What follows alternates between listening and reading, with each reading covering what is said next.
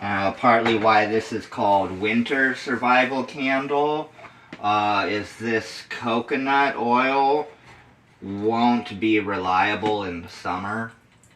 It starts to kind of melt by itself on super hot summer days, right? But winter survival candle, yeah, no problem.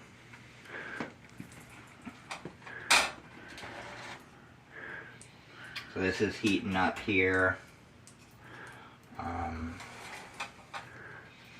Let's start out a new one. Kind of double team this. So I'm going to start out with a new coffee can.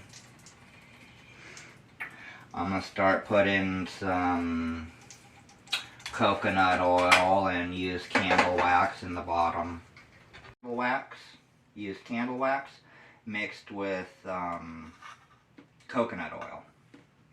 Okay, so we're going to heat this up, and this is going to let us drop some new wicks down in there and revamp this candle here. And I'm going to make a couple new ones.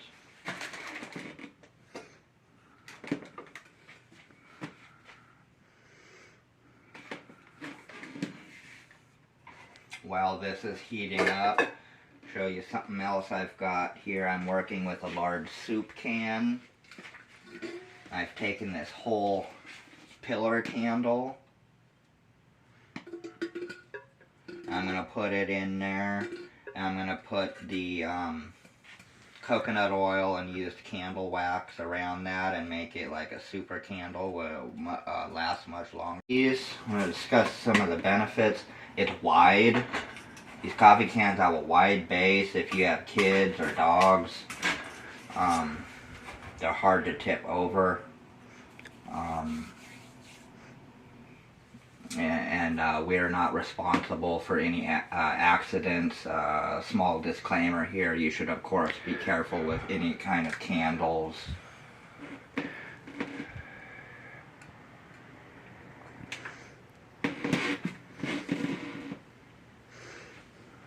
But one of the pluses to working with these metal cans is you can heat them up right on the burner, and this is something you could just never do with glass, right? Coffee cans here, coconut oil. I've got a spoon,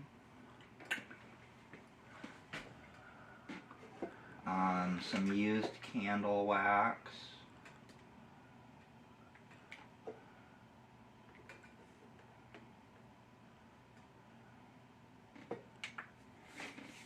And I've got some smaller candles that we're going to push down in there to use for wicks.